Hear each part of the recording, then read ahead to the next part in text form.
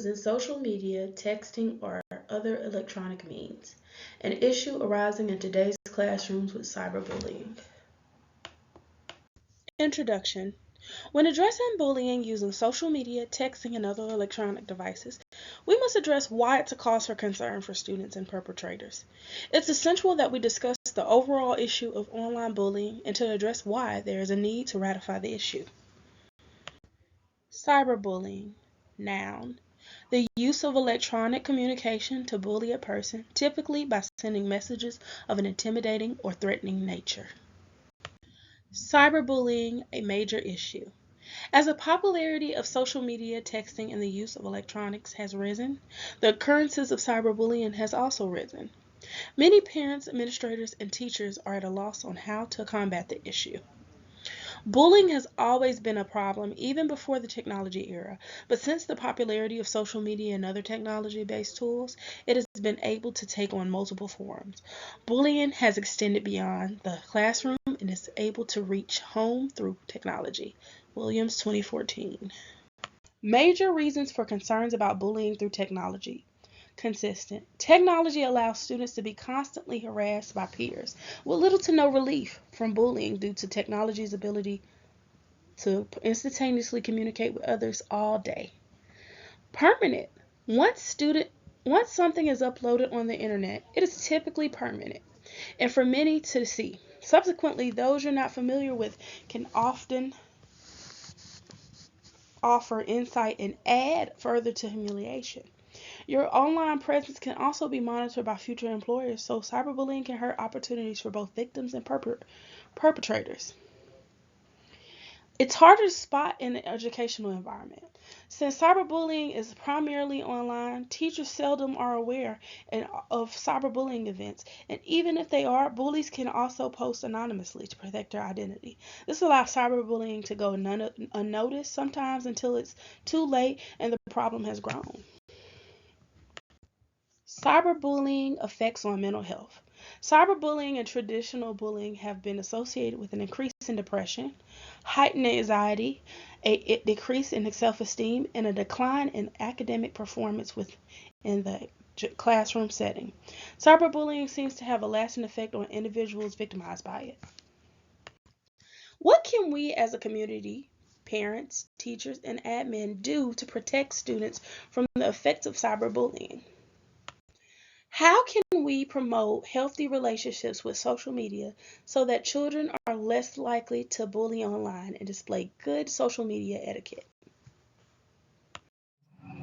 So the first challenge related to bullying using social media, texting, or other electronic means, in my opinion, is the bullying can come from anywhere. It's not in person, not face to face bullying. Like you can be on social media and people you don't even know can be going at you, bullying you just about anything. So that is a big challenge that I feel is for this type of bullying using social media and electronic stuff like that. So, two opportunities associated with this challenge, I feel, is the evidence is always obtainable.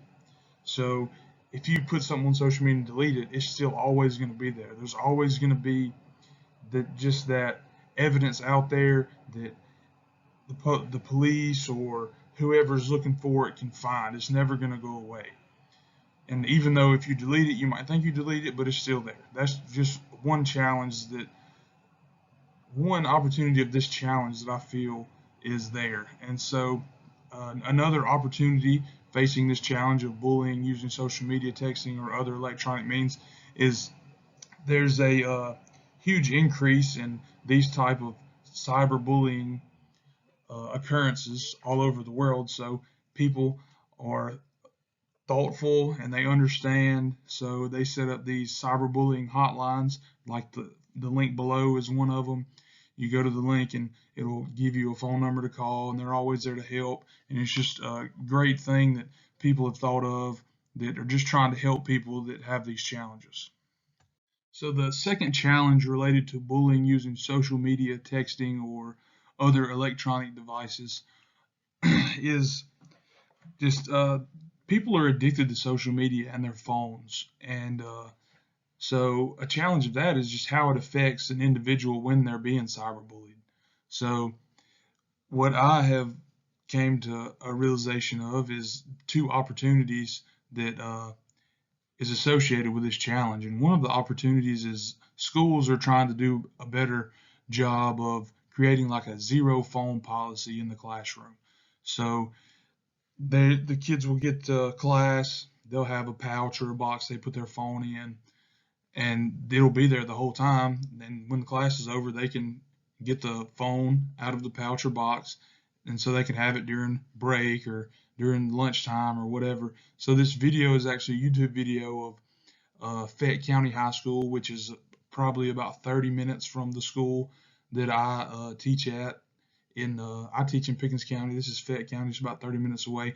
I found a YouTube video of the zero phone policy they're trying to implement in their schools and the success they've had with it.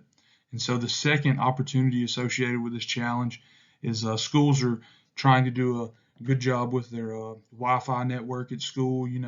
Blocking Snapchat, Twitter, Facebook, TikTok, all those social media platforms that students are that are on and they might be getting bullied on. So the schools are trying to do a good job of just blocking that from their network. So maybe kids won't be able to access that at school even when they have their phones out. I do believe that cyberbullying is an ever growing problem. Um, I can hear about it through my students. They speak about it regularly. At the school that I currently work at, they even have a T page where they will share bits of information about each other that most students would probably want to be kept private. So I do think this is going to be a recurring issue until it's dealt with appropriately. Digital security, mitigation strategies. In order to mitigate the threats to our digital security, vigilance is the single most important factor. This vigilance should be a shared responsibility between the administration, teachers, and students. It is only with a community-wide approach that the threats to everyone can be lessened. Ways to be digitally secure. Awareness, vigilance, reporting. Passwords are like underwear. You don't let people see it, you should change it very often, and you shouldn't share it with strangers. Chris Perillo. Awareness. Everyone should know that all educational institutions are at risk of falling victim to a cyber attack. And in recent years, K through 12 schools have been an increasingly frequent target. From July to August 2020, Microsoft's Global Threat Activity Tracker detected more than 8 million malware incidents, with education being the most affected industry. As a result of the recent rush to adopt e-learning, the field has been exposed to an increase in cyber attacks. Cyber criminals are finding opportunities to defraud schools, steal sensitive information, or deploy ransomware schemes to extort money. Vigilance. Everyone should do. Enable multi-factor authentication. Users who enable MFA are significantly less likely to be hacked because even if a password is compromised, unauthorized users will not be able to meet the second authentication requirement, stopping them from gaining access to online systems and data. Use strong passwords. Tips for creating a strong password include applying a combination of varying character types, avoiding common words, numerical patterns, and personal information, and using the longest password or passphrase permissible. Vigilance continued. Everyone should also update your software. Schools and districts should install updates as soon as possible to protect their systems, as well as enable automatic software updates whenever possible. And lastly, think before you click. More than 90% of successful cyber attacks start with a phishing email. Reporting. Everyone should know and do. Recognize and report any phishing. Common signs of a phishing attempt include suspicious sender addresses, generic greetings and signatures, spoofed hyperlinks and websites, misspellings, poor grammar and sentence structure, and suspicious attachments. Any occurrence of phishing should be reported to the IT or system administrator immediately. And trust your gut.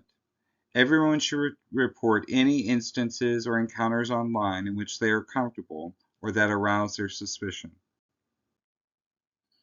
In summary, digital security can seem like an overwhelming task with all the possible threats that are present, but by everyone working together, it is certainly attainable.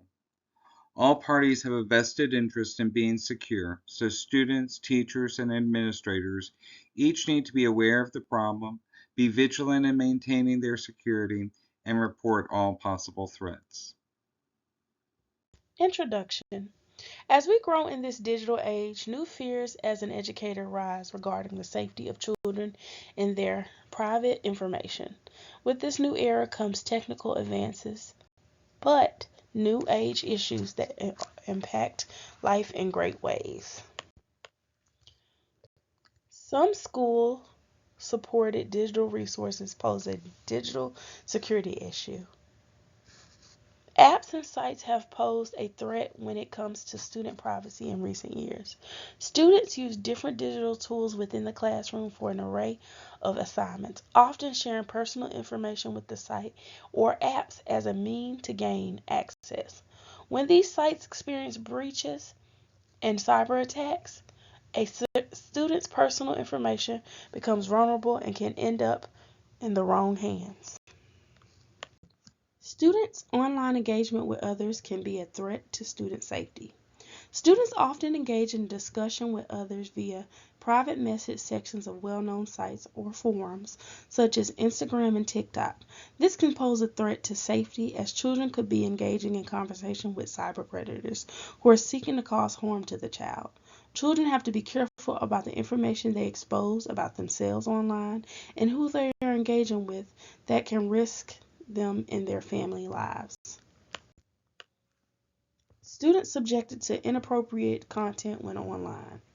Children, while online, are sometimes exposed to unwanted, inappropriate images of a sexual or violent nature through ads on websites, posts on social media, and web searches.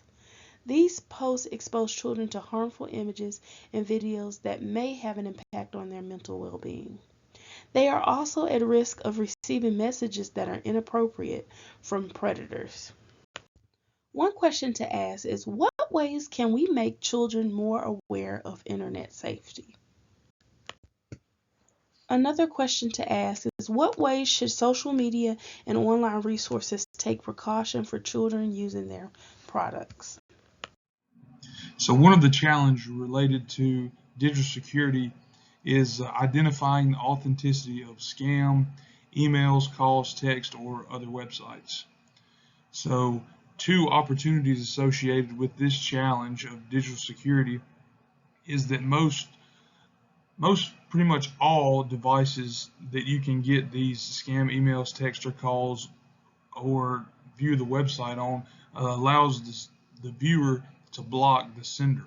So that is one. And two, for websites, you can go to the link below to actually copy and paste the link of whatever website you're curious of how real it is. You can copy and paste that link, and the summary report of the website can tell you where the address like originated from, like the number of users, so you can get a good gauge and a good feel for if the website that's trying to sell you this thing that's 90% off or something like that, see if it's real or not. The second opportunity associated with the challenge of digital security and the authenticity of it is there's many trainings that people can go through to kind of, you know, pinpoint like maybe this is a scam, maybe this text isn't real, maybe the website's not real. I know my personal view of this is being employed by the school system, and once a year we get a training course that we have to do and at the end of it you get certified and kind of and in the training to kind of get a feel for these fake emails, calls, text, websites, just to try to make sure that you have a good understanding of what's real and what's not real, so nothing happens to your school email or something like that, so your information gets compromised. The second challenge that I feel is related to digital security is just human error. I mean, so all this digital security stuff, mostly all of it's done electronically, but at some point in time, an actual human has to like put in a code, uh, run a trace, do things like that in these security needs. So, two opportunities that the human error challenge presents is obviously, is so important. There's going to be more higher paying jobs in this field because of the importance of the job. You want great employees doing these things that don't miss the little details, because sometimes just the smallest details and things like this can compromise a whole company's, you know, mainframe, or compromise a whole company's account, so where all their money is and things like that. And the second opportunity associated with this challenge of human error is obviously with the the higher quality of jobs, there's going to be education that goes along with those jobs. So the more universities are offering these types of jobs through education fields of studies, so the people that are actually doing these jobs, they have to be educated in these things or they will not be very good employees. Digital security is definitely a highly related topic to cyberbullying because if you don't have yourself digitally secure, then you don't know who may be accessing information that you intended to keep private. Sources.